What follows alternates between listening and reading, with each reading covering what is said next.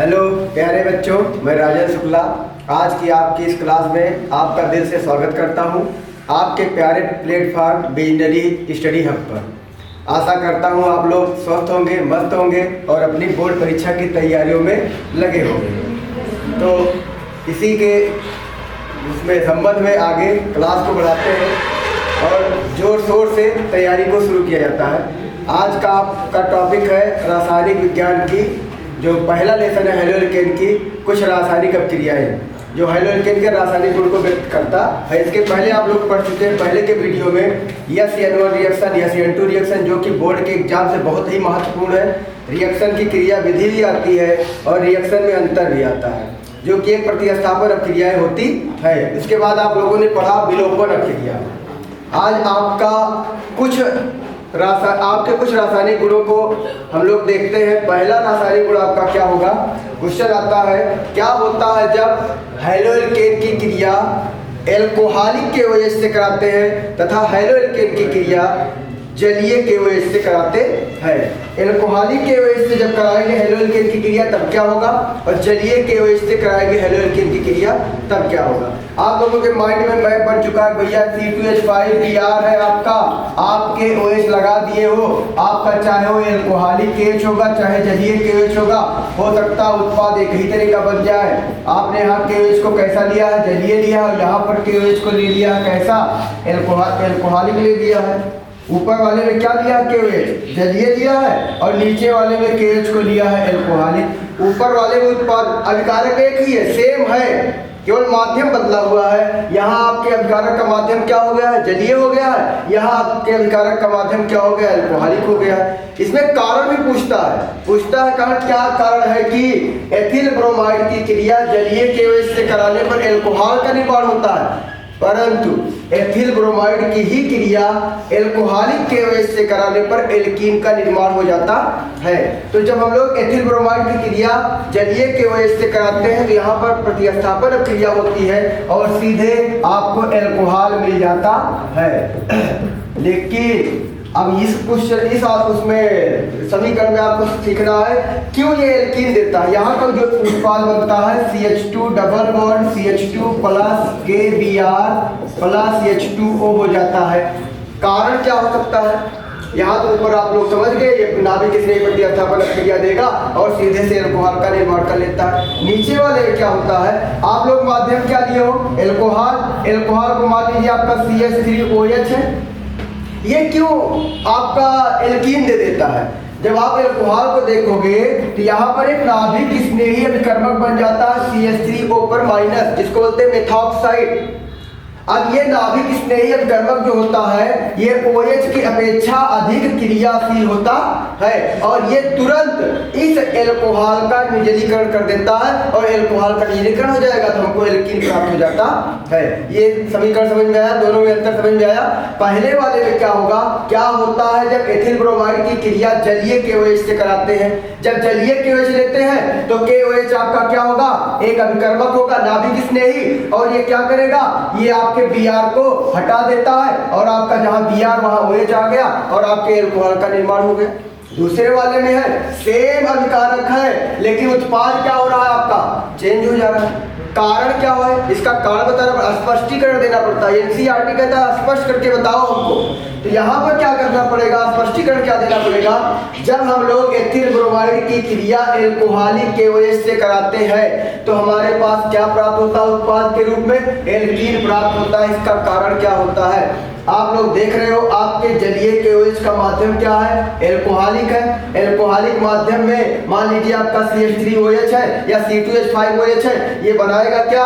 ये आपका बनाएगा एथॉक्साइड और मेथॉक्साइड आयन। एथॉक्साइड और मेथॉक्साइड आयन जो होता है ये OH आयन की अपेक्षा अधिक क्रियाशील होता है। ये प्रबल नाभिक स्नेही होता है और प्रबल नाभिक स्नेही होने के कारण ये तुरंत OH समूह को इस एल्कीन से आपको हेलो एल्केन से हटा करके निर्जलीकरण क्रिया करा देता है और एल्कीन का निर्माण हो जाता है। ये पहला रासायनिक गुण हो गया जिसमें आप लोग देखें कि ये दो तरीके का उत्पाद बन रहा है। अभिकारक एक ही तरीके का लेकिन उत्पाद दो तरीके का बन रहा है। पहला उत्पाद क्या बना?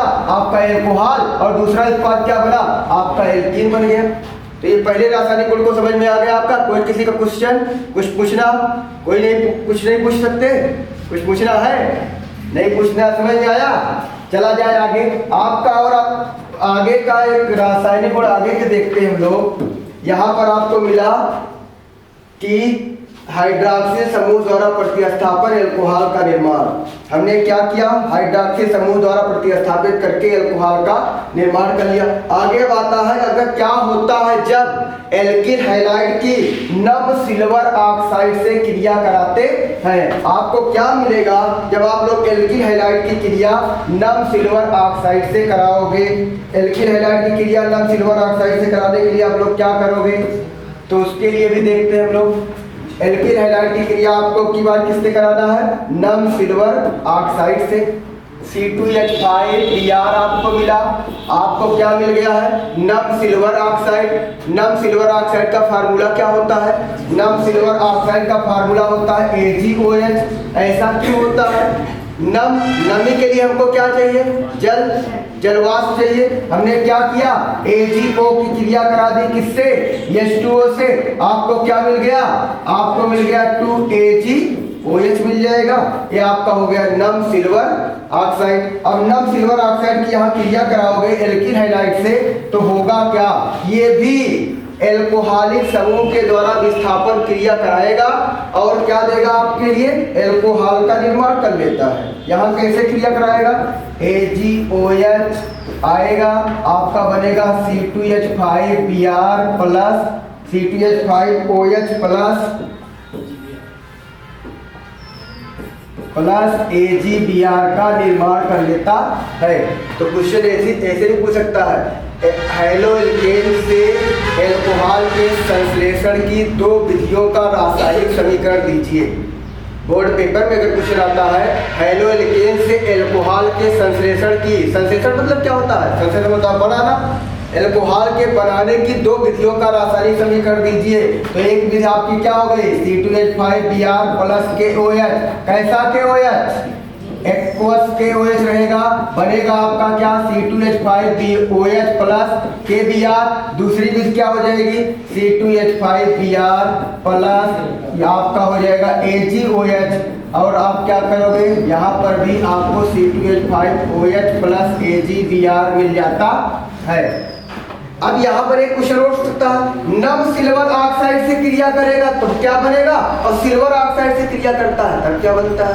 नम सिल्वर ऑक्साइड से जब क्रिया होती है तो किसका निर्माण होता है? एल्कोहल का निर्माण होता है। लेकिन अगर आप लोग इसी को उठाइएगा और सिल्वर ऑक्साइड से क्रिया कराइएगा तो आपको यहाँ जो उत्पाद के रूप में मिलने वाला है वो उत्पाद आपको मिलता है ईथर। क्या मिलता है? ईथर मिल जाता है प्लस 2AgBr हो जाएगा। नम सिल्वर ऑक्साइड से क्रिया करेगा तो एल्कोहल, अगर सिल्वर ऑक्साइड शुष्क सिल्वर ऑक्साइड से क्रिया करता है तो ईथर का निर्माण करता है।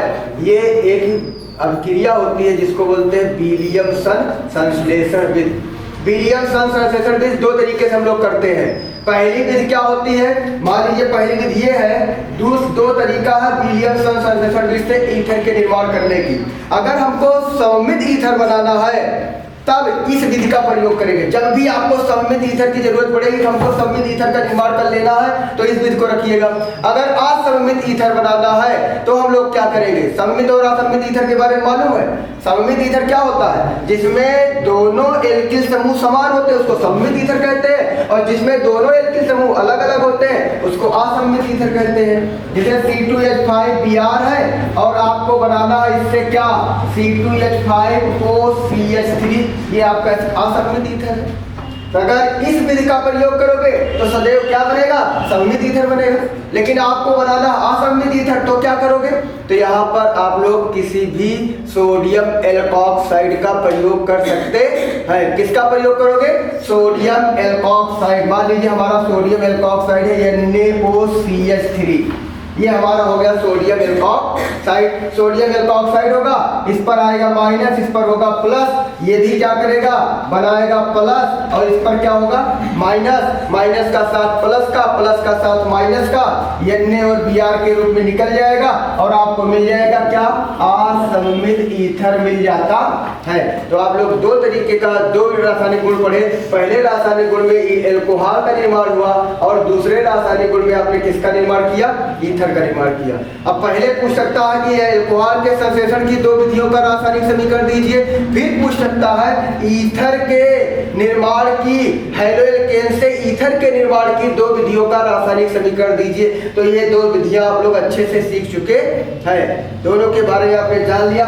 या क्वेश्चन पूछता है क्या, देखो यहाँ जो क्वेश्चन पुटअप होते हैं वो बनाने की विधि भी क्या होता है जब और कैसे प्राप्त करोगे, तीन तरीके का क्वेश्चन आपको तीन तरीके के क्वेश्चन आपसे पूछे जा सकते हैं, उस पर ध्यान देना है।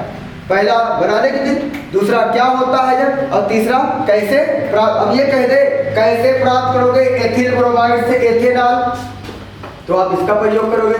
कैसे प्राप्त करोगे एथिल ब्रोमाइड से एथीन, जब आपको एथिल ब्रोमाइड से एथीन बनाना होगा तो आप लोग क्या करोगे C2H5OH प्लस यहाँ क्या लगाओगे KOH। कैसा KH रखोगे एल्कोहलिक KH रखोगे, और एल्कोहलिक KH रखोगे तो आपको मिलेगा क्या एल्कीन मिल जाएगा। आपके एल्कीन में CH2 double bond CH2 plus KBr plus KBr रहेगा ना, यहाँ पर हम एथिल एल्किल हाइड्राइड से बना रहे हैं तो KBr हो जाएगा प्लस H2O हो जाएगा। यानी चार क्वेश्चन आप लोग अच्छे से समझ गए।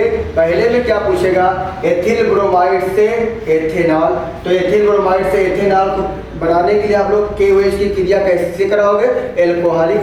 अगर कहेगा क्या होता है जब एथिल ब्रोमाइड की क्रिया जलीय KOH से कराते हैं तो आप लोग एथेनॉल का निर्माण करिएगा। या कह सकता है क्या होता है जब एथिल क्लोराइड एथिल ब्रोमाइड की क्रिया एल्कोहलिक KOH से कराते हैं तो आपके पास उत्पाद क्या बनेगा एल्कीन बनेगा। कारण क्या है भी मालूम हो गया। क्यों ये एल्कीन दे देता है, क्योंकि इसके पास क्या है एल्कोहलिक समूह है, और एल्कोहलिक समूह में आपके पास क्या उपस्थित होता है एक एल्कोक्साइड आयन उपस्थित होता है, और एल्कोक्साइड आयन जो होता है ये हाइड्रॉक्सिल आयन से प्रबल नाभिक स्नेही होता है। एल्कोक्साइड आयन जो होता है ये हाइड्रॉक्साइड आयन से प्रबल नाभिक स्नेही होता है, जिसके कारण ये तुरंत इस एल्कोहल का निर्जलीकरण कर देता है। जो एल्कोहल बना हुआ रहेगा आपका उसका निर्जलीकरण कर देता है, और क्या दे देता है आपको तुरंत एल्कीन दे देता है। ये चार रिएक्शन आप लोग समझ चुके हैं। इसके आगे की क्रिया में हम लोग देखते हैं। इसके आगे आपके पास क्या है, आपने यहाँ देखा RX की क्रिया किससे हो गई KOH से, RX की क्रिया किससे हो गई AgOH से हो गई। अब आपका क्वेश्चन है एल्किल क्लोराइड की जलीय KOH से क्रिया कराने पर एल्कोहल प्राप्त होता है, लेकिन एल्कोहलिक KOH से के उपस्थित में क्या देता है ये एल्कीन दे देता है। अगर ऐसा क्वेश्चन मिल जाएगा तो आंसर दे लोगे, स्पष्ट करना पड़ेगा, स्पष्टीकरण दीजिए। फिर कह रहा है एल्कोहलिक समूह द्वारा प्रतिस्थापन, इसमें एल्कोहलिक समूह का प्रतिस्थापन होता है तो क्या होता है, ठीक है एल्कोहलिक क्वेश्चन गलत कर दिया है, इसमें एल्कोहलिक समूह द्वारा नहीं होगा, इसमें क्या होगा इसमें एल्कोक्साइड समूह द्वारा होगा। इसको क्या बोलेंगे एल्कोक्साइड समूह द्वारा प्रतिस्थापन। अब यहाँ पर आप लोग क्वेश्चन गलत है उससे क्या है, आप लोग आंसर क्वेश्चन को सही करके आंसर दीजिए। यहाँ पर आप लोग ध्यान दीजिएगा, ये जो अपक्रिया है ये दोनों अपक्रियाएं विलियमसन संश्लेषण अपक्रियाएं होंगी। पहली अपक्रिया में क्या होगा आपके, पहली अपक्रिया में आपको क्या मिलेगा C2H5Br ले लिए आप, प्लस आपने किसी एक सोडियम एल्कोक्साइड को लिया, मान लीजिए आपने सोडियम एल्कोक्साइड पे ले लिया है CH3 NaOCH3 ले लिया है। अब आपका उत्पाद क्या बनेगा, आपका उत्पाद बनेगा C2H5OCH3 प्लस NaBr। इसको भी विलियमसन संश्लेषण अभिक्रिया कहा जाता है। अब विलियमसन संश्लेषण क्रिया का प्रयोग कहाँ करते हैं? विलियमसन संश्लेषण क्रिया का प्रयोग करते हैं हम लोग ईथर के निर्माण में। ये क्रिया दो तरीके की होती है, एक जगह विलियमसन संश्लेषण क्रिया यूज करते हैं नाम, और एक जगह कहीं कहीं लिखा रहता अनवरत विलियमसन संश्लेषण। उसमें क्या करते हैं हम लोग? उसमें Ag2O का प्रयोग करते हैं, जिसको बोलते हैं शुष्क सिल्वर ऑक्साइड। अगर असममित ईथर का निर्माण करना है तो आप लोग इस क्रिया के अकॉर्डिंग चलिएगा, अगर सममित ईथर का निर्माण करना है तो आप लोग इस क्रिया इस अभिकारक के अभिकर्मक के अकॉर्डिंग चलिएगा। सममित में क्या होगा? मान लीजिए आपने C2H5Br को लिया है, कितने C2H5Br आपके पास होंगे? 2 होंगे, प्लस क्या लोगे? Ag2O। अब यहाँ क्या होगा? ये क्या है? विद्युत धनी तत्व है। ये क्या है? विद्युत ऋणी तत्व है। धनी और ऋणी क्या मिलेंगे? क्या होगा? एक दूसरे से मिल जाएंगे, Ag_Br के साथ चला जाएगा, बन जाएगा आपका क्या? 2Ag_Br, और यहाँ आपको मिल जाएगा C2H5O C2H5। ये आपका सममित ईथर बन गया। अगर सममित ईथर का निर्माण करना है विलियमसन संश्लेषण क्रिया से तो आप लोग Ag2O का प्रयोग करिएगा, और असममित का निर्माण करना है तो NaOR का प्रयोग करिएगा। ये भी समझ में आया? इसको बोलते हैं शुष्क सिल्वर ऑक्साइड। अगर नम सिल्वर ऑक्साइड कहेगा तो दिमाग में रहता सिल्वर ऑक्साइड कह रहा, तो सिल्वर ऑक्साइड का मतलब फार्मूला यही तो होगा, लेकिन नहीं, वहां तुरंत आप लोग क्या करिएगा? H2O से क्रिया कराइएगा इसकी, और बन जाएगा क्या? 2Ag_OH। ये हो जाएगा आपका नम सिल्वर ऑक्साइड। इसके बाद आगे क्या आता है?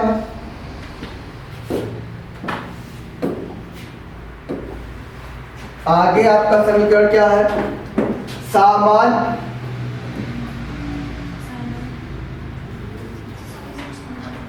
साइनाइड समूह द्वारा प्रतिस्थापन। अब क्रिया में क्या है? साइनाइड समूह द्वारा प्रतिस्थापन। तो हम लोग अब क्रिया में भी देखते हैं साइनाइड समूह द्वारा और आइसोसाइनाइड। इसको आप लोग ध्यान दीजिएगा, साइनाइड और आइसोसाइनाइड, साइनाइड समूह और आइसोसाइनाइड समूह द्वारा प्रतिस्थापन। ये बहुत महत्वपूर्ण क्वेश्चन है, ये बोर्ड में बहुत ज्यादा क्वेश्चन पूछा गया है। एनसीईआरटी आप बुक उठाइएगा, एनसीईआरटी में लगभग ये क्वेश्चन आपको दिखाई पड़ेगा। क्या होता है जब हेलो एल्केन की क्रिया KCl से कराते हैं तो मुख्य उत्पाद के रूप में एल्किल साइनाइड बनता है, जबकि AgCl से कराते हैं तो मुख्य उत्पाद के रूप में साइनाइड मिलता है। अगर KCl से करा रहे हैं तो मुख्य उत्पाद हमको क्या मिलने वाला है? साइनाइड। इसका कारण क्या है? आप लोग लीजिए क्या? C2H5Br। अच्छा, बार बार हम C2H5Br का ही प्रयोग क्यों कर रहे हैं? क्योंकि आपके सिलेबस में क्या है? Ethyl bromide. एथिल ब्रोमाइड बनाने की विधि है, उसका रासायनिक गुण है, उसके प्रयोग है, उपयोग है, तो ज्यादातर हम लोग किसको उठाएंगे? C2H5Br को ही उठाएंगे। अब आते हैं हम लोग इसकी क्रिया कराते हैं KCl से। जब KCl से क्रिया कराएंगे तो C2H5Cl बन जाएगा प्लस KBr के रूप में निकल जाएगा। लेकिन यहाँ अगर हम चलते हैं C2H5Br की क्रिया कराते हैं किससे? AgCl से कराते हैं, तो यहाँ क्या होता है? यहाँ पर बनता है C2H5Lc प्लस AgBr।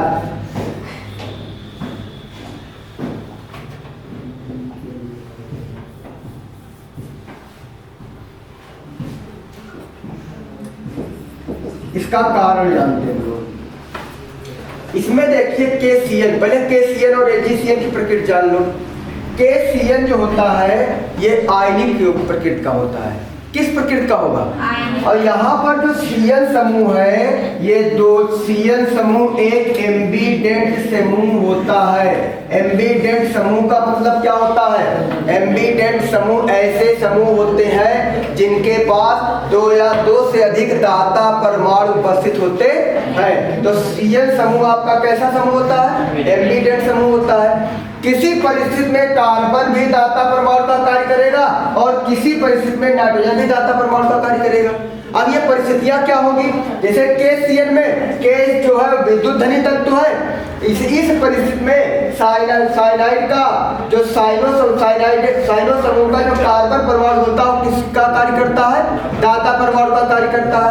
ये टूट जाता पहले ही, KCN टूट जाएगा K प्लस के रूप में और Cn माइनस के रूप में, क्योंकि ये आयनिक प्रकृति का होता है और आयनिक प्रकृति के होने के कारण अपने आयनों में टूट जाएगा।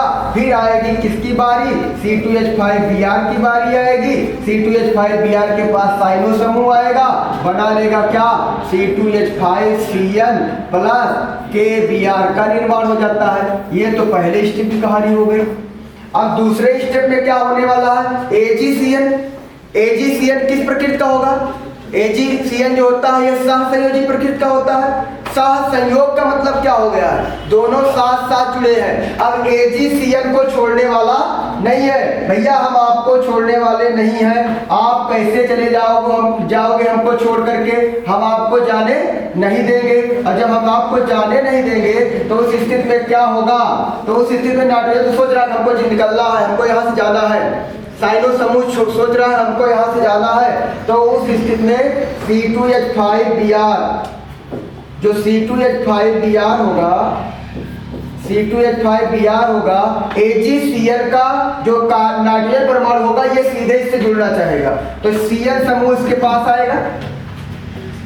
Cn का कौन परमाणु आएगा? नाइट्रोजन परमाणु आएगा, क्योंकि ये सहसंयोजी प्रकृति का है। Ag को छोड़ने वाला नहीं है, तो नाइट्रोजन परमाणु इसके पास आएगा और नाइट्रोजन परमाणु इसके पास आएगा तो Br दूर जाएगा। उस स्थिति में क्या होगा? C2H5Lc का निर्माण हो जाएगा। जब ये इससे जुड़ ही गए हैं, Br को अलग ही कर दिए हैं, तो Ag मान जाएगा और Ag मान जाएगा तो Ag मान करके किसका निर्माण कर लेगा? AgBr का निर्माण कर लेता है। आपको अगर इस तरह का क्वेश्चन मिला तो आपको बताना क्या पड़ेगा? स्पष्टीकरण क्या देना पड़ेगा? हमारा जो KCN है किस प्रकृति का है? आयनिक प्रकृति का है, और आयनिक प्रकृति का होने के कारण ये अपने आयनों में टूटेगा और आयनों में टूट करके Cn समूह एक अभिकर्मक बन जाएगा, नाभिक स्नेही अभिकर्मक बन जाएगा और ये Cn समूह Br को विस्थापित कर देता है, जिसके कारण C2H5Cn का निर्माण हो जाता है। तो कारण क्या है? इसका आयनिक गुण, आयनिक प्रकृति का होना, इसके आयनिक प्रकृति के होने के कारण ही ये इसको दे रहा है। लेकिन इसमें क्या कारण है? AgCN ये कम विद्युत धनी है, और कम विद्युत धनी है तो ये क्या करेगा? इलेक्ट्रॉन को रिलीज नहीं कर पाएगा। भैया आओ, हम नहीं दे रहे तुमको इलेक्ट्रॉन को, तो हम आपके साथ साझा कर लेते हैं। तो ये क्या करेगा? साझेदारी कर लेगा। और सब साझेदारी जल्दी टूटती नहीं है। जब साझेदारी जल्दी टूटेगी नहीं तो Ag और Cn एक दूसरे से अलग होना नहीं चाहिए। लेकिन अब इसके मन में आएगा कि हमको भी इसके साथ रिश्ता बनाना, हमको इसके पास जाना है, तो ये पीछे से अटैक करेगा। N परमाणु इस पर अटैक करेगा। क्यों करेगा? N क्यों करेगा? कार्बन क्यों नहीं करेगा यहाँ पर? क्योंकि N की विद्युत ऋणात्मकता कार्बन की अपेक्षा क्या होती है? अधिक होती है। तो N यहाँ अटैक करेगा और ये Br को हटाएगा, तो ये जुड़ेगा कौन? Nc समूह से आकर जुड़ जाएगा और AgBr निकल जाएगा। मतलब कि सहसंयोजी प्रकृति का होने के कारण ये आइसोसाइनाइड का निर्माण करता है। इतना समझ में आया?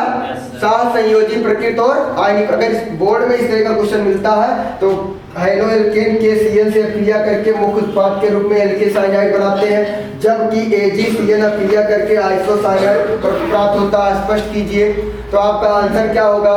हेलो एल्केन जो होते हैं वो KCN से क्रिया करते हैं। KCN एक ऐसा अभिकर्मक होता है जो आयनिक प्रकृति का होता है, जिसमें उपस्थित Cn परमाणु पर माइनस चार्ज आता है और K पर क्या होता है? प्लस। आयनिक यौगिकों का सबसे बड़ा गुण क्या होता है? अपने आयनों में टूटना। आयनिक यौगिकों का सबसे बड़ा गुण होता है अपने आयनों में टूटना। जल्दी से अपने आयन में टूट जाएंगे और Cn क्या करेगा? Br को हटा देगा। जहां Br वहां Cn और C2H5Cn का निर्माण हो गया। लेकिन ये जिद्दी स्वभाव का है। क्यों जिद्दी स्वभाव का है? ये आयनों में टूटने वाला नहीं है। ये साझा करके, साझेदारी से समझौता करके यौगिक का निर्माण किया है। जहां समझौता हुआ वहां पर वो जल्दी से टूटेगा नहीं। तो Cn समूह का नाइट्रोजन परमाणु इसके पास अटैक करेगा और जब नाइट्रोजन परमाणु अटैक करेगा तो आइसोसाइनाइड का निर्माण कर लेता है। अब एक क्वेश्चन आपको मिल गया ये वाला, यहां ध्यान दीजिएगा। ये इस क्वेश्चन पर Rx प्लस KCN आपका एक यौगिक A बना रहा है। Rx प्लस KCN आपका यौगिक बना रहा है A। अब उस A यौगिक पर क्रिया कराई जा रही है Na प्लस C2H5OH की। उस A यौगिक पर क्रिया कराई जा रही Na+C2H5OH की, तो आपका यौगिक B बन जा रहा है। अब आपको पहचान करना है हमारा A क्या होगा और हमारा B क्या होगा। A B का पहचान हो जाएगा। कितने लोग पहचान कर सकते हैं? 1-2 लोग पहचान कर सकते हैं। और भाई कैसे क्यों नहीं हो सकता पहचान? इतना तो बता दिए। A क्या बनेगा भी पता चल गया। A क्या बनेगा? RX की क्रिया कराओगे यानी RC2H, R के स्थान पर कोई एल्किल समूह ले लेते हैं हम लोग। R के स्थान पर क्या ले लेते हैं? एल्किल समूह ले लेते हैं। चलिए रहने दीजिए इसको। RX हो गया प्लस KCN हो जाएगा। अब क्रिया होगी तो A क्या बनेगा? A बन जाएगा RCN बन जाएगा। पहला यौगिक बन गया आपका RCN। उसके बाद क्या हो जाएगा? KX हो जाएगा। अब आप क्या लेके लगा दियो? अब आप लगा दियो अपचायक। आपके पास अपचायक किसे कहते हैं मालूम है? ऐसे पदार्थ जो अपचयन की क्रिया को संपन्न कराते हैं अपचायक कहलाते हैं। जैसे आपका एक अपचायक है लिथियम एल्यूमिनियम हाइड्राइड, दूसरा अपचायक है ZN और HCl, और HCl भी आपका अपचायक है। आपका अपचायक है ZN+C2H5OH भी आपका अपचायक है। आपका अपचायक क्या है? Na+C2H5OH भी आपका अपचायक है। यानी ऐसे पदार्थ जो अपचयन की क्रिया को संपन्न कराते हैं क्या कहलाते हैं? अपचायक कहलाते हैं। आपके पास ये अपचायक कौन आ गया है? आपके पास अपचायक के रूप में आ गया Na+C2H5OH। अब यहाँ पर क्या होगा? अब यहाँ पर RCN प्लस, यहाँ जो आपका Na+C2H5OH है ये क्रिया करेगा, बनाएगा क्या? C2H5ONA का निर्माण कर लेता है और हाइड्रोजन नवजात हाइड्रोजन को निकाल देता है। जब नवजात हाइड्रोजन को निकाल देता है तो वही नवजात हाइड्रोजन आपका आता है और एल्किल साइनाइडों का अपचयन कर देता है। क्या करा देता है? अपचयन करा देता है। आपको प्राप्त हो जाता है RCH2NH2। यानी जो बी उत्पाद बनने वाला है वो उत्पाद क्या हो जाएगा? आपका एमीन हो जाएगा। बी उत्पाद क्या बनेगा? एमीन बनेगा। क्यों बन जाएगा? क्योंकि साइनाइडों का अपचयन हो रहा है। भाई यहाँ पर एक H निकला हुआ है, आपको देखना पड़ेगा, संतुलित करना पड़ेगा। हम लोग लगा दिए 4H। जब 4H लगा दिए यहाँ पर आप सीधे लिख सकते हो Na+C2H5OH। अब आपका Na+C2H5OH एक अपचायक आया, इसने नवजात हाइड्रोजन को दिया, नवजात हाइड्रोजन आकर के इससे जुड़ा और एमीन का निर्माण कर लिया। यानी अगर आप लोग एल्किल साइनाइड की क्रिया KCN से कराते हैं तो आपका एक यौगिक मिलेगा एल्किल साइनाइड। अगर उसकी क्रिया Na+C2H5OH से कराते हो तो वो अपचयित होकर के क्या दे देता है? बी उत्पाद के रूप में एमीन दे देता है। यहाँ तो बनता कैसा है एमीन? प्राथमिक एमीन। लेकिन यहाँ पर क्या होगा? ये भी वैसा ही क्वेश्चन है, सेम वैसा क्वेश्चन ये भी है। तो यहाँ इसको समझ में आया? किसी कुछ पूछना है तो चलिए।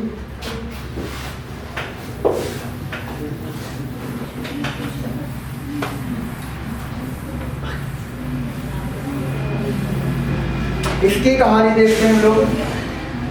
RX+AgCN, RX+AgCN क्रिया करता है। अब RX किससे क्रिया करने चल रहा है? AgCl से। RX AgCl से क्रिया करेगा तो आप जान चुके हो क्या बनाएगा? RNC बना देता है। अब A वाला हमारा उत्पाद क्या हो गया?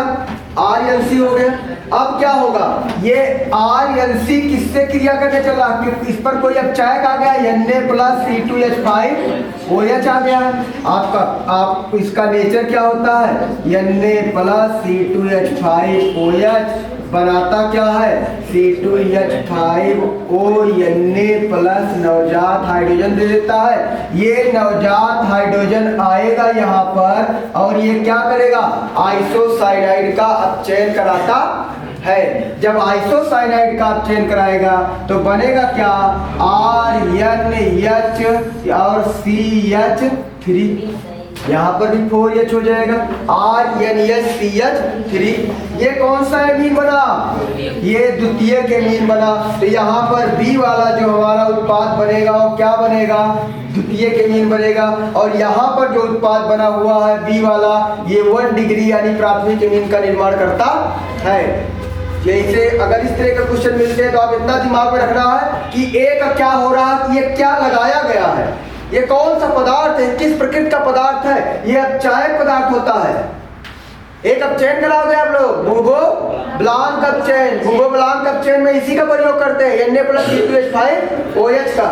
तो आपका ये आंसर मिल गया हाइड्रोएल्केन KCl। पहले तो क्वेश्चन मिला है कि हाइड्रोएल्केन KCl से क्रिया करके क्या बनाता है?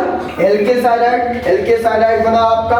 उसके बाद क्या करता है? जबकि AgCl क्रिया करके आइसोसाइनाइड बनाता है, आइसोसाइनाइड बना। लेकिन उसके आगे और क्वेश्चन मिला कि आइसोसाइनाइड बन गया एक उत्पाद के रूप में, अब उस पर हम लोग क्रिया कराने चल रहे हैं Na+C2H5 की, तो B उत्पाद क्या बन सकता है? तो B उत्पाद, अब एक क्वेश्चन ऐसे भी दे देते हैं, B उत्पाद दे देते हैं लेकिन ये अभी अपचायक गायब कर देते हैं। हमारे पास सबसे अच्छा अपचायक कौन होता है? Lithium aluminium hydride. अगर कहीं अपचयन क्रिया आप कराना है और सबको भूल जा रहे हो तो लिथियम एल्यूमिनियम हाइड्राइड का प्रयोग करना। लेकिन हाँ, प्रयोगशाला में नहीं करना है क्योंकि ये बहुत महंगा अपचायक होता है, बहुत महंगा अपचायक होता है, हर जगह उपलब्ध नहीं होता है। इसलिए हम लोग इसका प्रयोग बहुत कम करते हैं। सोच समझ करके महंगी वस्तुओं को क्या करना रहता है, सोच समझ के खर्चा करना रहता है। आगे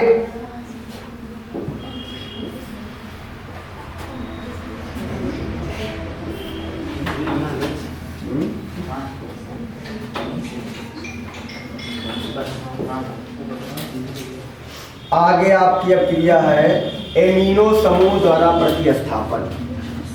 एमीन समूह द्वारा हेलोएल्केन का प्रतिस्थापन कराने पर क्या होता है? फिर कह रहा है हेलोएल्केन की क्रिया से 1 डिग्री 2 डिग्री 3 डिग्री एमीन तथा चतुर्थक अमोनियम लवण का बनना, वह क्रिया क्या कहलाती है? हाफ मैल अमोनिलिसिस क्रिया कहलाती है। चलिए इसको हम लोग समझते हैं। एमीन समूह द्वारा हम लोगों को क्या कराना है? एमीन समूह द्वारा हम लोगों को हेलोएल्केन की प्रतिस्थापन क्रिया करानी है। आपका हेलोएल्केन क्या है? मान लीजिए हमारा हेलोएल्केन है क्या? C2H5 क्या ले ले? Br ले ले। पहले किससे क्रिया कराया जाए? NH3 से क्रिया कराया जाए। NH3 से क्रिया कराओगे तो उसमें क्या क्या पूछ रहा है?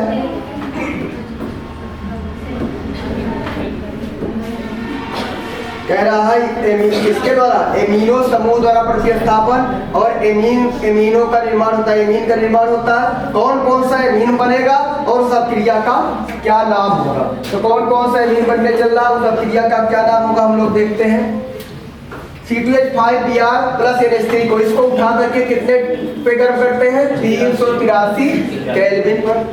जब 383 केल्विन पे गर्म करते हैं तो NH2 समूह द्वारा, NH2 समूह को क्या बोलते हैं? एमीन समूह। एमीन समूह द्वारा Br का विस्थापन होगा, बनेगा क्या? C2H5NH2 + HBr का निर्माण हो जाता है। ये कैसा एमीन है? ये 1 डिग्री एमीन है, प्राथमिक एमीन है। प्राथमिक, द्वितीयक, तृतीयक, चतुर्थक अमोनियम लवण की पहचान कर लेते हो। अगर एक किसी अमोनिया का अगर एक एल्किल समूह द्वारा विस्थापन हो रहा है तो वहां पर जो एमीन बनता है वो प्राथमिक एमीन होता है। अगर अमोनिया का 2 एल्किल समूह द्वारा विस्थापन हो रहा है तो जो वहां एमीन बनता है द्वितीयक एमीन होता है। अगर अमोनिया का 3 एल्किल समूह द्वारा विस्थापन हो रहा है तो वहां जो एमीन बनता है तृतीयक एमीन होता है।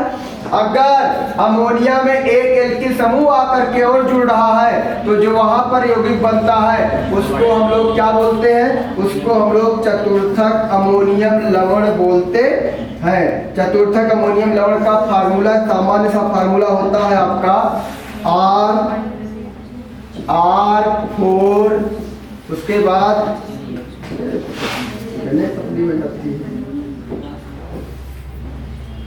क्या बनेगा?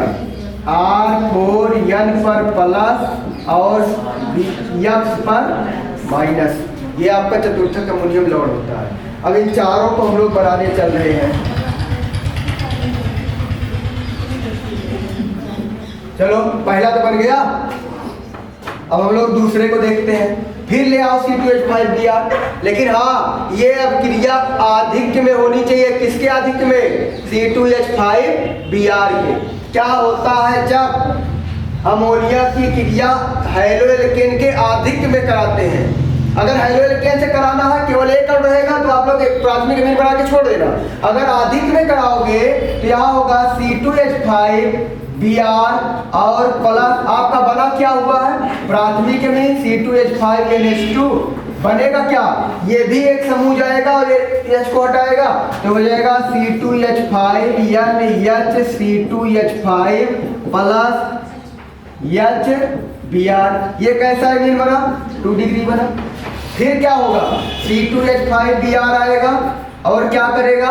C2H5NH C2H5 इस पर क्रिया करेगा, एक हाइड्रोजन को और हटाएगा। जब एक और हाइड्रोजन को हटाया तो C2H5N C2H5 और C2H5 plus HBr।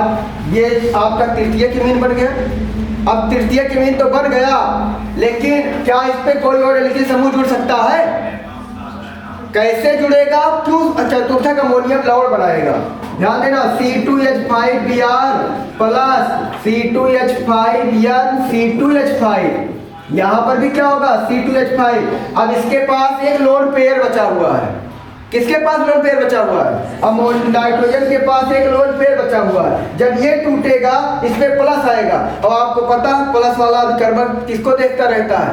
Lone pair को देखता रहता है। यहाँ पर बनाएगा क्या? HBr तो निकल तो इस पर बन जाएगा क्या? C2H5 का क्या टेट्रा हो जाएगा। विचार जुड़ जा रहे हैं। N पर क्या आ जाएगा? प्लस। क्यों प्लस आ जाएगा? क्योंकि N क्या कर रहा है? लोन पेयर इलेक्ट्रॉन दे रहा है। N पर प्लस आ जाएगा और Br पर क्या आ जाएगा?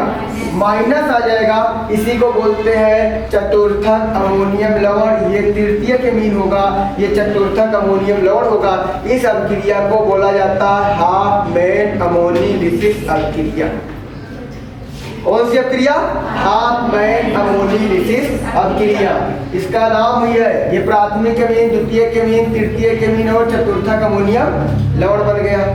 तो ये अमोनिया से अभिक्रिया हो गया, अमोनिया अमीन समूह द्वारा प्रतिस्थापन हो गया। आगे का देखा जाता है आपके पास। आगे क्या है?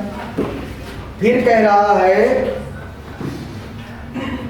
नाइट्राइट तथा नाइट्रो समूह द्वारा प्रतिस्थापन। नाइट्राइट तथा नाइट्रो समूह द्वारा प्रतिस्थापन। अब यहाँ पर भी क्वेश्चन समझने लायक है। इन दोनों में भी क्वेश्चन समझने लायक है। आप याद रख रहे हैं ये दोनों, ये इस स्थान से क्वेश्चन ज्यादा पुटअप होता है। ये बनाएगा क्या? ये बनाएगा क्या?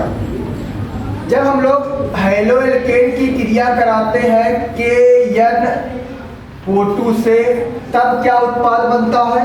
और जब हम लोग हेलोएल्केन की क्रिया कराते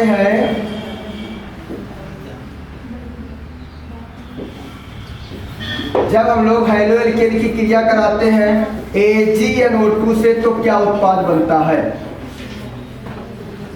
KNO2 में देखो, K क्या है? परबल विद्युत धनी है। परबल विद्युत धनी है। ये इलेक्ट्रॉन उसको देना चाहेगा जो जल्दी इलेक्ट्रॉन ले ले। जल्दी इलेक्ट्रॉन कौन लेता है? जिसकी विद्युत ऋणात्मकता ज्यादा होती है। अब NO2 समूह में नाइट्रोजन और ऑक्सीजन में किसकी विद्युत ऋणात्मकता ज्यादा होती है? किसकी विद्युत ऋणात्मकता ज्यादा होती है? नाइट्रोजन की, ऑक्सीजन की? ऑक्सीजन की ज्यादा होती है। तो ये ऑक्सीजन को इलेक्ट्रॉन देना चाहेगा। उस स्थिति में क्या होगा? O पर क्या आ जाएगा? माइनस चार्ज आ जाएगा। और जब माइनस चार्ज आ जाएगा, RX को तोड़ोगे, X पर माइनस और R पर क्या होगा? प्लस। अब ये नाइट्रोजन पर माइनस है कि ऑक्सीजन पर माइनस है? ऑक्सीजन पर माइनस है, क्योंकि ये आयनिक प्रकृति के हो गए हैं। और K पर प्लस है। K इलेक्ट्रॉन देना चाहेगा, इलेक्ट्रॉन लेने की क्षमता उसमें होती है जिसकी विद्युत ऋणात्मकता ज्यादा होती है। तो ये NO2 समूह में O इस समय क्या करेगा? अधिक विद्युत ऋणी है, ये इलेक्ट्रॉन ले लेगा, इस पर क्या आएगा? Minus charge. अब ये माइनस वाला अटैक करेगा कि नाइट्रोजन अटैक करेगा? बताओ। ये भी एक एम्बिडेंट समूह है। कौन समूह है? एम्बिडेंट समूह है। नाइट्राइट और नाइट्रो दोनों समूह एम्बिडेंट समूह होते है।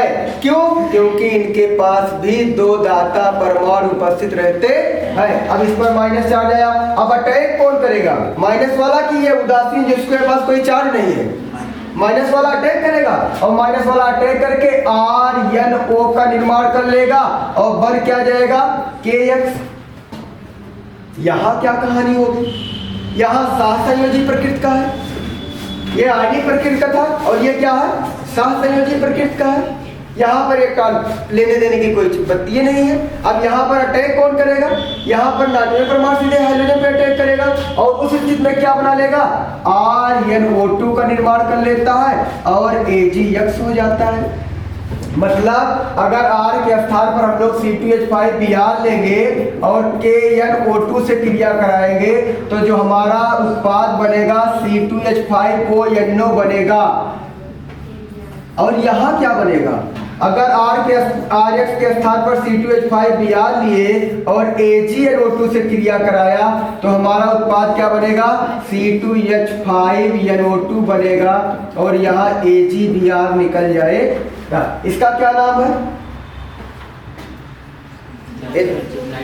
Ethyl nitride. इसका क्या नाम है?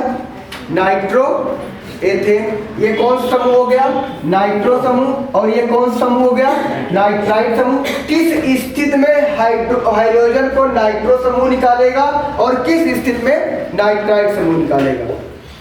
जब नाइट्रो समूह का नाइट्रोजन परमाणु यानी नाइट्रो समूह जब परबल धनी विद्युतीय तत्व से जुड़ा रहता है तो उस स्थिति में नाइट्रो समूह का ऑक्सीजन परमाणु जो होता है दाता परमाणु का कार्य करता है। अब ये स्थिति यहाँ पर ये दाता परमाणु, तो भैया जब वो इसको दाता परमाणु का काम कर रहा है तो जब ये हटाएगा किसी समूह को तो वहां पर भी ये दाता परमाणु का काम करेगा। यानी कि यहाँ पर X को हटाने जा रहा है तो वहां पर भी ये दाता परमाणु का काम करेगा और सीधे C2H5 से जुड़ करके ONO का निर्माण कर लेता है। लेकिन यहाँ क्या होगा? सहसंयोजी प्रकृति का होने के कारण यहाँ पर कोई चार्ज आता नहीं है और चार्ज आता नहीं है तो जो जुड़ा हुआ है सहसंयोजी प्रकृति से, सहसंयोजी आबंध से, वही आबंध टूट करके सीधे जा करके इससे मिल जाएगा और नाइट्रो एल्केन का निर्माण कर लेता है।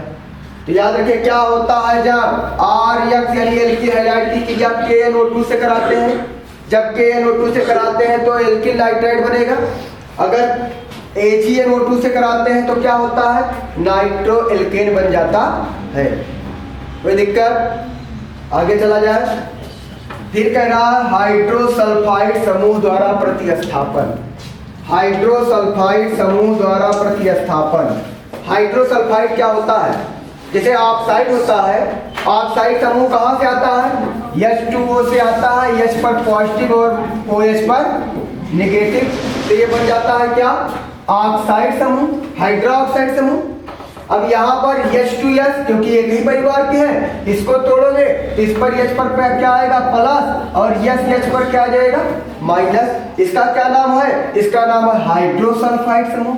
जैसे वो हाइड्रोक्साइड है वैसे हाइड्रोसल्फाइड समूह है। अब यहाँ पर क्या होगा? जब हम लोग एथिल ब्रोमाइड की क्रिया कराएंगे H2S से, जब H2S से कराएंगे किस माध्यम में? लेकिन माध्यम क्या होना चाहिए? एल्कोहलिक माध्यम होना चाहिए। एल्कोहलिक माध्यम होना चाहिए। क्यों ऐसा होता है? वहां H2O पे देखो तो H2O के पास एक आबंध होता है जिसको बोलते हैं हम लोग क्या? हाइड्रोजन आबंध। लेकिन H2S में कोई हाइड्रोजन आबंध नहीं होता है। यहाँ पर हाइड्रोजन, अगर हम लोग H2S की क्रिया कराएंगे तो किस माध्यम में कराएंगे? एल्कोहलिक माध्यम में कराएंगे। हाइड्रोजन आबंध न होने के कारण इसका जो सहसंयोजी आबंध है उसको तोड़ने के लिए हमको किस माध्यम की जरूरत, किस अभिकर्मक की जरूरत होती है? OH माइनस की जरूरत होती है। वो OH माइनस कहाँ से आता है? एल्कोहलिक समूह से आता है। जब एल्कोहलिक से कराएंगे तो यहाँ क्या बनेगा? C2H5CH plus CHBr। इसी को हम लोग क्या बोलते हैं? इसी को बोलते हैं मरकैप्टन। क्या किसका निर्माण होता है? मरकैप्टन का निर्माण होता है। फिर कह रहा है आगे कार्बोक्सिलेट समूह द्वारा प्रतिस्थापन। कार्बोक्सिलेट समूह होता क्या है? पहले इसको जान लो। RC डबल बॉन्ड O और H, ये कार्बोक्सिलिक अम्ल होते हैं। अगर कार्बोक्सिलिक अम्ल का हाइड्रोजन परमाणु हटा दिया जाए तो वहां पर जो आयन बनता है उसको बोलते हैं कार्बोक्सिलेट। कैसे हटाएंगे? यहाँ पर मान लीजिए हमने इसको हटा दिया, जब इसको हटाया तो H किस रूप में निकलेगा? H तो निकलेगा प्लस के रूप में। क्यों निकलेगा प्लस के रूप में? यहाँ से H प्लस के रूप में क्यों निकलेगा? क्योंकि अम्ल है, और अम्ल के बारे में हमने पढ़ा है कि वे पदार्थ जो H प्लस आयन देते हैं क्या कहलाते हैं? अम्ल कहलाते हैं। ये H प्लस के रूप में निकल गया, इस पर आ गया -4। इसी प्रकार के आयन को हम लोग बोलते हैं कार्बोक्सिलेट आयन। ये को आप लोग ले लोगे CH3 C double bond O पर माइनस, इसको एसीटेट आयन बोलेंगे। HC डबल बॉन्ड O पर माइनस, इसको फॉर्मेट आयन बोलेंगे। C6 H5 C double O पर माइनस, इसको बेंजोएट आयन बोलेंगे। तो किस समूह द्वारा प्रतिस्थापन कराने चल रहे हो आप लोग? आप लोग कार्बोक्सिल समूह द्वारा प्रतिस्थापन कराने चल रहे हो। कार्बोक्सिलिक अम्ल नहीं है, कार्बोक्सिल समूह है। तो हम लोग क्या करेंगे? C2H5Br plus CH3 C double bond O और Ag, ये भी किस प्रकार की अपक्रिया करने चल रहा है? ये किस प्रकार की अपक्रिया है? नाभिक स्नेही है ना, नाभिक स्नेही प्रतिस्थापन ही तो है ये भी। तो नाभिक स्नेही प्रतिस्थापन क्यों है? इस पर -4, इस पर क्या आएगा? +4। एक नाभिक स्नेही दूसरे नाभिक स्नेही को हटाने चल रहा है, तो उसी अपक्रिया को क्या बोलते हैं? अब ऐसे रिएक्शन दे देगा, बताइए अपक्रिया का प्रकार। प्रतिस्थापन अपक्रिया है कि योगात्मक अपक्रिया है? कौन सी अपक्रिया है? इलेक्ट्रॉन स्नेही प्रतिस्थापन है कि नाभिक स्नेही प्रतिस्थापन है? तो मन में तो भैया बल्ब फ्यूज कि हमको पता ही नहीं चल रहा है कौन सी है ये, इलेक्ट्रॉन स्नेही कि नाभिक स्नेही है। पहचान हो जाएगी। नाभिक स्नेही अभिकर्मक दूसरे नाभिक स्नेही को हटाएगा तो ही होता है नाभिक स्नेही प्रतिस्थापन अपक्रिया। ये नाभिक स्नेही अभिकर्मक है, और ये क्या है? उससे एल्कोहल की अपेक्षा प्रबल होता है। तो हम लोग यहाँ कराएंगे, क्या बनेगा? C2H5 हो गया। इस पर तोड़ोगे, इस पर क्या आएगा? प्लस, इस पर क्या आएगा? अब प्लस के पास ये वाला समूह जाएगा कि इधर वाला समूह जाएगा? ये वाला समूह जाएगा, माइनस वाला समूह जाएगा ना। तो C2H5O C double bond O, यहाँ क्या हो जाएगा? CH3 बन जाएगा। इसी को बोलते हैं लोग एस्टर। क्या बोलते हैं? एस्टर। अगर हम लोग कार्बोक्सिलेट समूह द्वारा प्रतिस्थापन कराते हैं, किसका प्रतिस्थापन कराते हैं? हेलो एल्केन के एल्किल समूह का, तो वहां पर जो उत्पाद बनता है एस्टर बनता है। कैसे प्राप्त करोगे? एथिल ब्रोमाइड से क्या? एस्टर। और एस्टर के निर्माण की क्रिया को एस्टरीकरण भी कहते हैं, लेकिन हर जगह उस नाम का यूज नहीं किया जा सकता है। ये ना सोचना कि ये भी एस्टरीकरण क्रिया हो जाएगी या एस्टर के निर्माण की क्रिया तो एस्टरीकरण हो जाएगी। तो अगर कार्बोक्सिलेट समूह द्वारा प्रतिस्थापन कराएंगे तो हम लोग क्या पाएंगे कि हमारा जो एल्किल हैलाइड है वो एस्टर में परिवर्तित हो जाता है। इतनी चीजें समझ में आई। आगे बात आती है धातुओं से अपक्रिया। ये काम के लिए काम लायक चीज है भाई, बहुत महत्वपूर्ण चीज है, क्योंकि इसमें से नेमिंग रिएक्शन आता है। तीन नेमिंग रिएक्शन आपके पास है। पहला नेमिंग रिएक्शन क्या है? पहला नेमिंग रिएक्शन है बुट्स अपक्रिया। दूसरा नेमिंग रिएक्शन है, इसका क्या नाम है? फ्रैंकलैंड अपक्रिया। तीसरा ग्रिग्नार्ड है, और बुट्स फिटिंग और फिटिंग अपक्रियाएं भी है। तो हम लोग चलते हैं, इसके बारे में देखते हैं। सबसे पहले बुट्स अपक्रिया क्या होता है? जब एल्किल हैलाइड के क्रिया शुष्क ईथर की उपस्थिति में सोडियम धातु से कराते हैं। क्या होता है जब एल्किल हैलाइड की क्रिया शुष्क ईथर की उपस्थिति में सोडियम धातु से कराते हैं? कोई एक एल्किल हैलाइड ले लिया जाए, मान लो हम लोग C2H5Br को लेते हैं, प्लस 2Na ले लिया जाए, प्लस Br C2H5 ले लिया जाए। यहाँ पर क्या होगा? शुष्क ईथर होगा। इसको तो लिखना मत भूलिएगा, बिल्कुल शुष्क ईथर। क्यों? अगर हम लोग नम ईथर ले लेंगे तो क्या होगा? क्योंकि नम ईथर इसको क्या पसंद है? नमी पसंद है। इसको नमी पसंद है एन को, तुरंत ये NaOH का निर्माण कर लेता है। इसीलिए हम लोग क्या करते हैं? शुष्क ईथर लिखते हैं। अब बुश अभिक्रिया में शुष्क ईथर का प्रयोग क्यों करते हैं? तो आपका आंसर क्या होगा, क्या बताओगे? क्योंकि वो शुष्क ईथर के उपस्थिति में ही क्रिया करता है, इसलिए शुष्क ईथर का उपयोग करते हैं। शुष्क ईथर का उपयोग इसलिए किया जाता है क्योंकि सोडियम धातु नमी से क्रिया करके क्या बना लेता है, सोडियम हाइड्रा ऑक्साइड का निर्माण कर लेता है, इसीलिए सदैव शुष्क ईथर का प्रयोग किया जाता है। होगा क्या इसमें, Na को क्या पसंद है, Na को क्या पसंद है, यहाँ पर क्या पसंद है, जल तो है ही नहीं, तो Na को क्या पसंद है, यहाँ पर OH भी नहीं है, यहाँ पर Na को क्या पसंद है, Br को पसंद है। एक Na इस Br के साथ, एक Na इस Br के साथ, बनेगा क्या, 2Na Br बन जाएगा। बाकी क्या क्या बचा है, जो जैसे बचा उसे जोड़ दो भाई, C2H5 बॉन्ड C2H5, यानी बुश अभिक्रिया की परिभाषा क्या बताओगे, जब हम हैलो एल्केन के दो अणुओं को शुष्क ईथर की उपस्थिति में सोडियम धातु के साथ गर्म करते हैं तो एल्केन का निर्माण होता है, यह अभिक्रिया बुश अभिक्रिया कहलाती है। जब हम हैलो एल्केन के दो अणुओं को सोडियम धातु के साथ गर्म करते हैं तो एल्केन का निर्माण होता है, यह अभिक्रिया बुश अभिक्रिया कहलाती है। इस अभिक्रिया का मैकेनिज्म भी है, लेकिन आपके पेपर के लिए वो जरूरी नहीं है, इसलिए अगर आपको वीडियो में जरूरत होगी मैकेनिज्म की तो आप लोग आगे बताइएगा, उसको भी किया जाएगा, लेकिन आपके सिलेबस में मैकेनिज्म की आवश्यकता नहीं है। अगर आपको किसी भी अभिक्रिया का मैकेनिज्म चाहिए तो आप लोग कमेंट करके बता सकते हैं कि सर इस अभिक्रिया का मैकेनिज्म हमको चाहिए, उस अभिक्रियाओं के मैकेनिज्म को आपका वीडियो बना करके आपके पास भेजा जाएगा। यहाँ पर मैकेनिज्म की कोई आवश्यकता नहीं है, अगर आपको जरूरत होगी तो आप लोग कमेंट करके बताइएगा, मैकेनिज्म भी आपको दिया जाएगा, लेकिन यहाँ पर हम लोग देखते हैं कोई जरूरत नहीं है। तो ये हो गई बुश अभिक्रिया। बुश अभिक्रिया समझ में आई कैसे, फिर से देख लो, ये तो बहुत ही इंपॉर्टेंट, पिछली बार भी बोर्ड में आ चुका है क्वेश्चन और बहुत ही इंपॉर्टेंट क्वेश्चन है। हम लोग ले लेते हैं क्या, CH3Cl plus 2Na plus Cl CH3, अब उपस्थित किसकी होती है, शुष्क ईथर। शुष्क ईथर क्यों लगाते हैं आपको पता हो गया है, बनेगा क्या, CH3 प्लस 2NaCl। क्या होता है जब एथिल क्लोराइड की क्रिया शुष्क ईथर की उपस्थिति में सोडियम धातु से कराते हैं, और कैसे प्राप्त करोगे, मेथिल क्लोराइड से क्या, एथेन।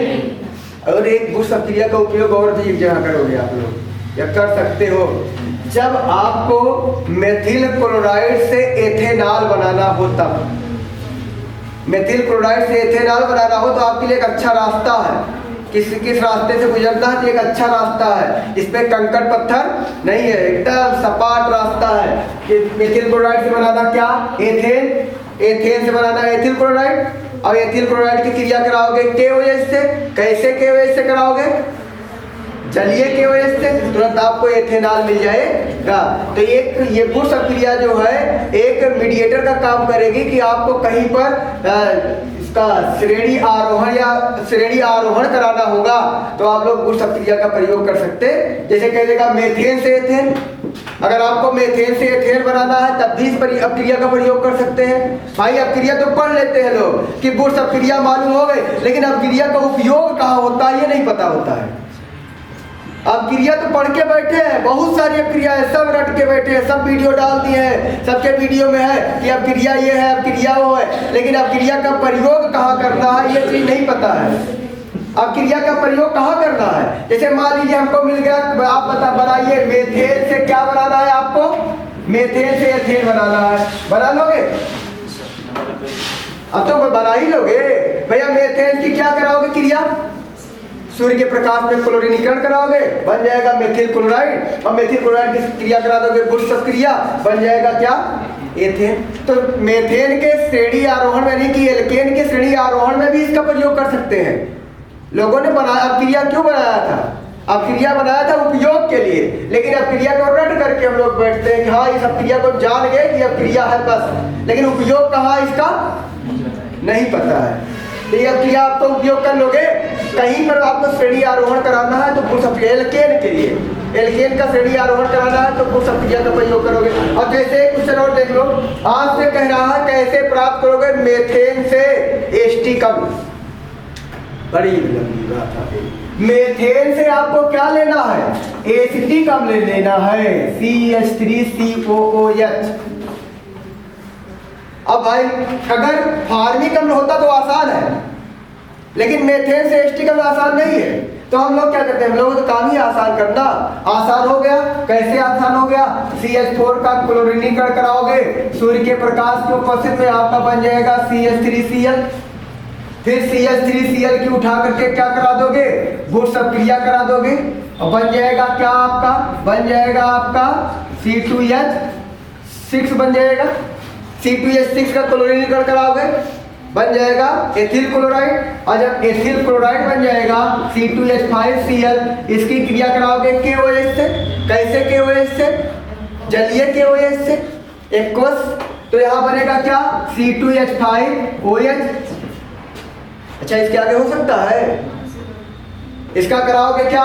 ऑक्सीकरण, बनेगा क्या? CH3CHO। फिर इसका कराओगे ऑक्सीकरण, बन जाएगा क्या? CH3COOH।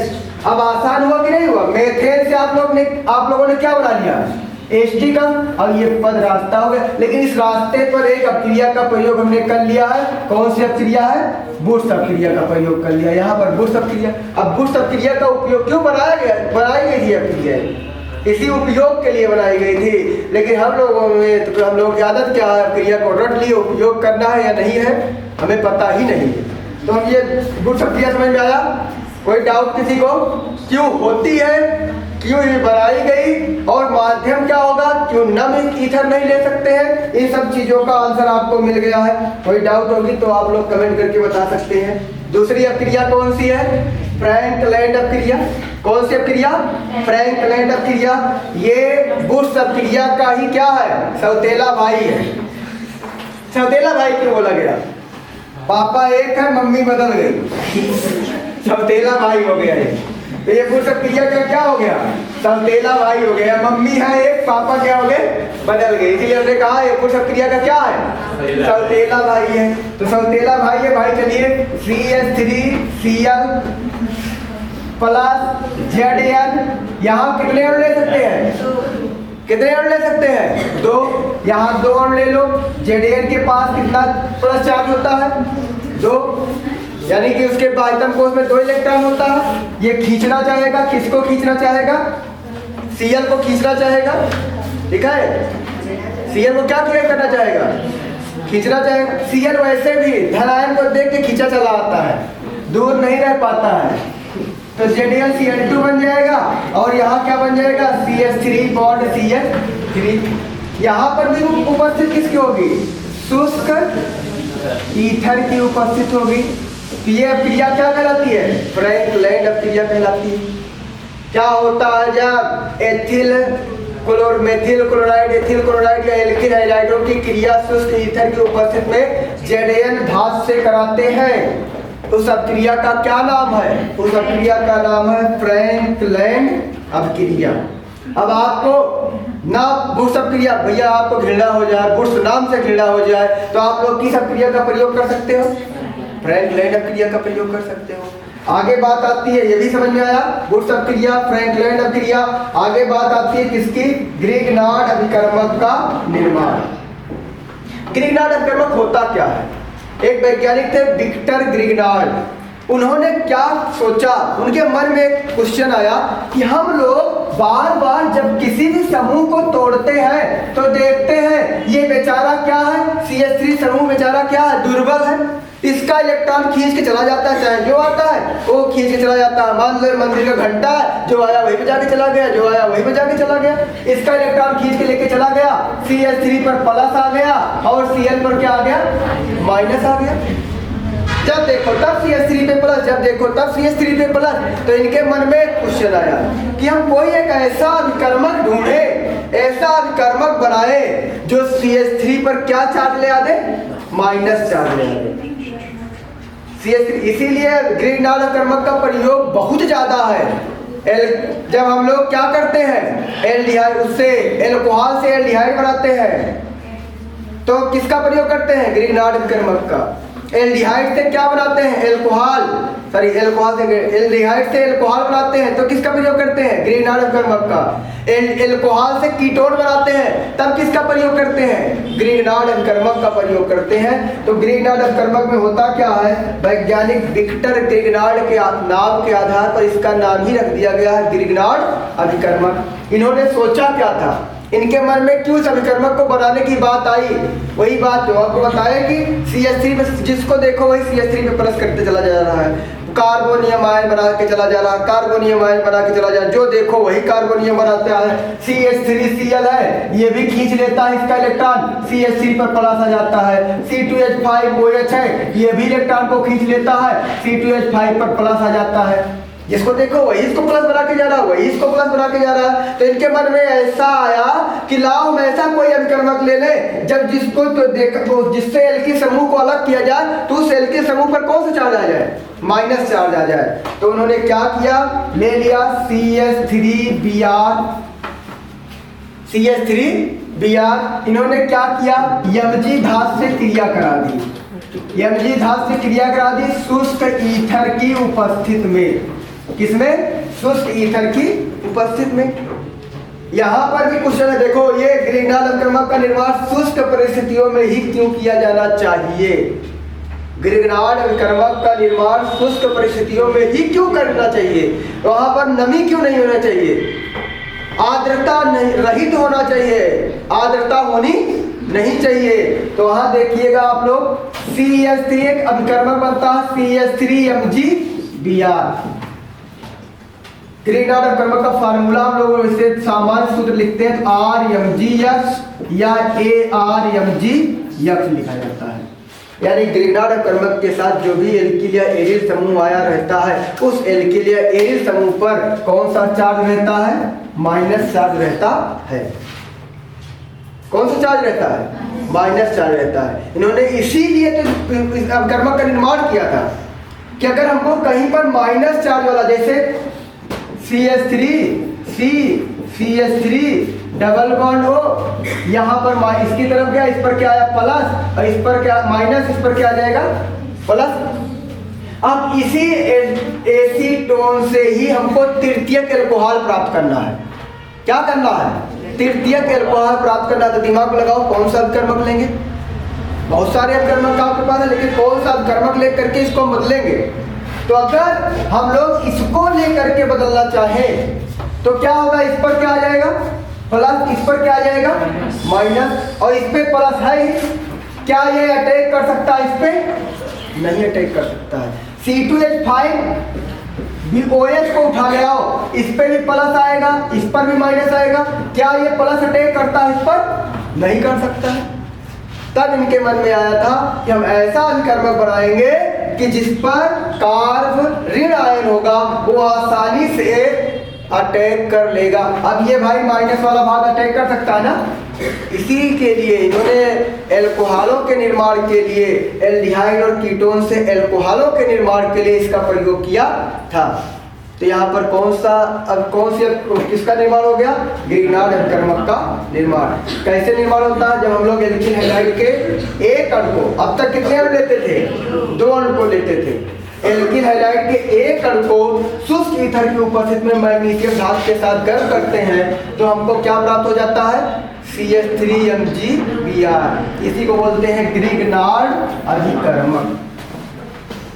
ग्रिग्नार्ड अभिकर्मक। अच्छा, अब ये बात आ गई इधर की कहानी कि ग्रिग्नार्ड अभिकर्मक का निर्माण शुष्क परिस्थितियों में क्यों करना चाहिए? ग्रिग्नार्ड अभिकर्मक का निर्माण शुष्क परिस्थितियों में क्यों करना चाहिए? आपका ये क्या है? CH3MgCl क्या है? ग्रिग्नार्ड अभिकर्मक है।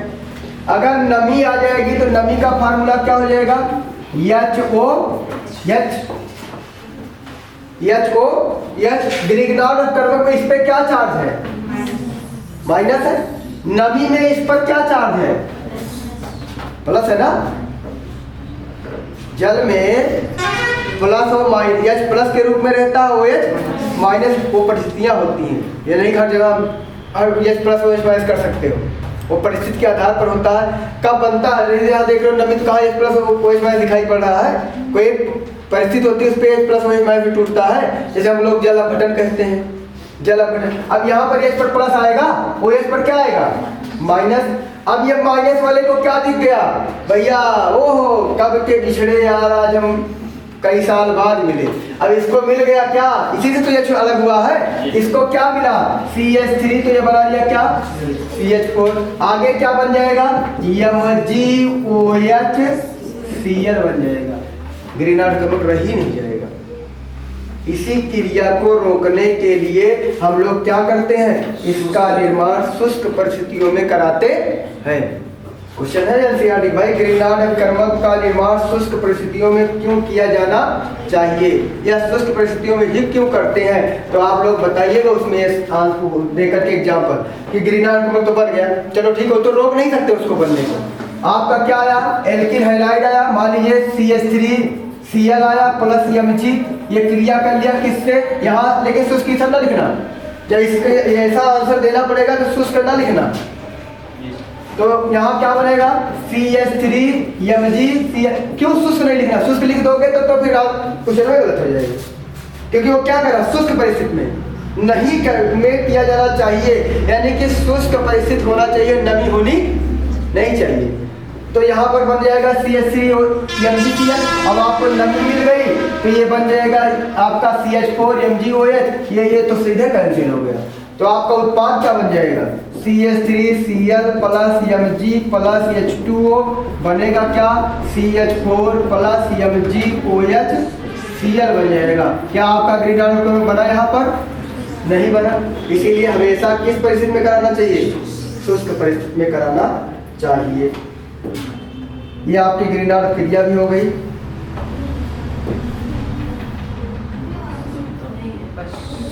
अभी आपका रिएक्शन देखते हैं हम लोग किसका, बुश क्रिया का, और बुश का देखते हैं लोग फिटिंग का और बुश फिटिंग का। दो रिएक्शन और देख लिया जाए, परीक्षा उपयोगी है, फिटिंग और बुश फिटिंग।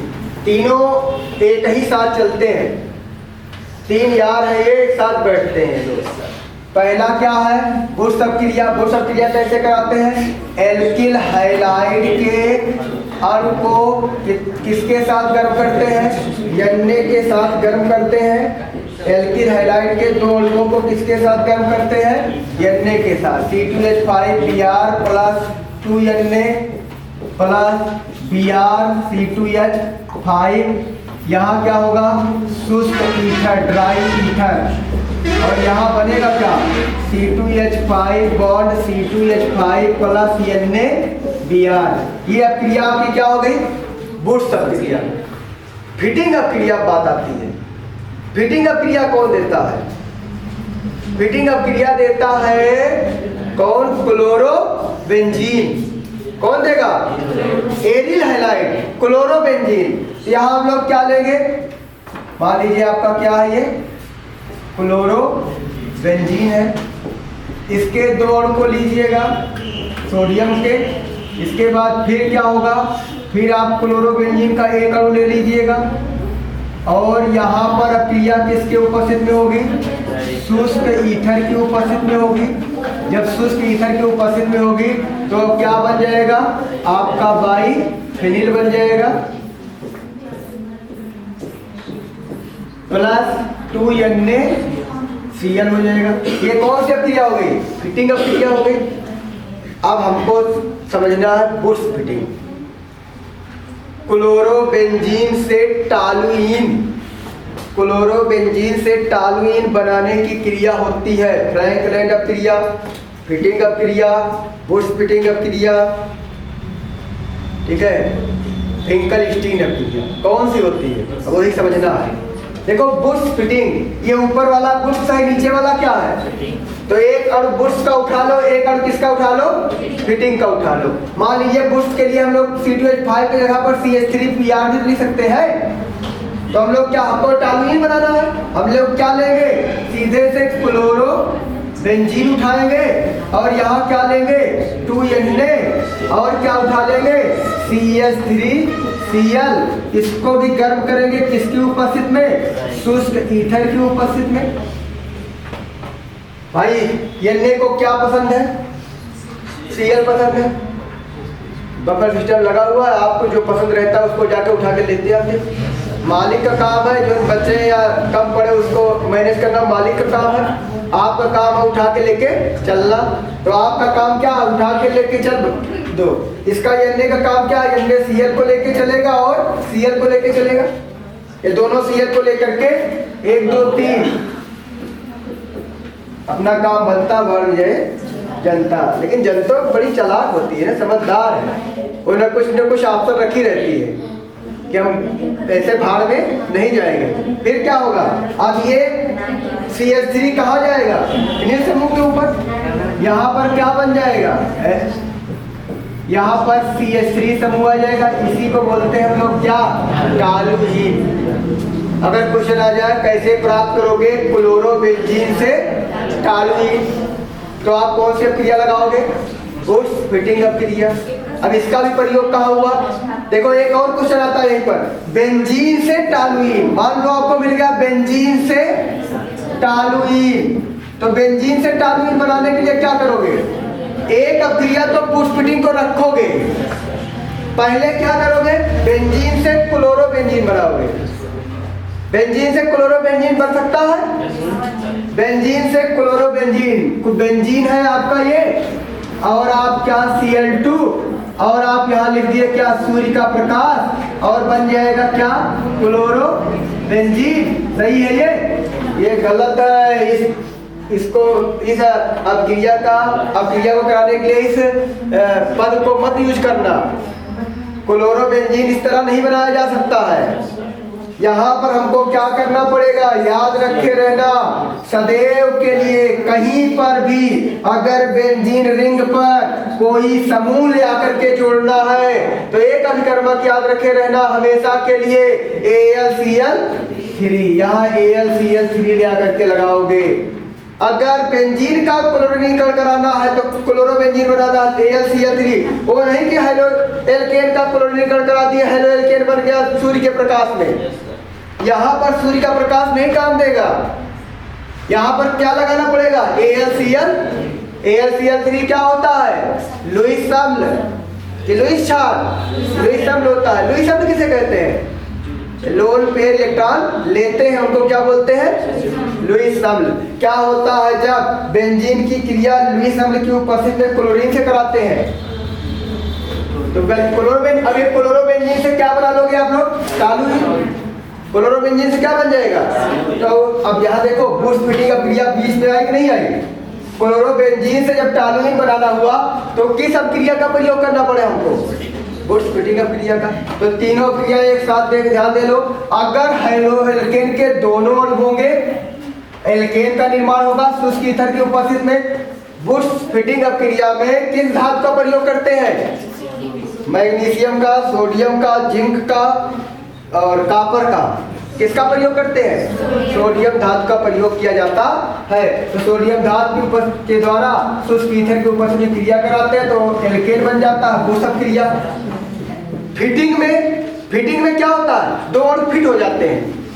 यहाँ पर दोनों को फिट कर दो, इसका एक फिनिल समूह, इसका एक फिनिल समूह ले आके फिट कर दो तो क्या हो जाएगी?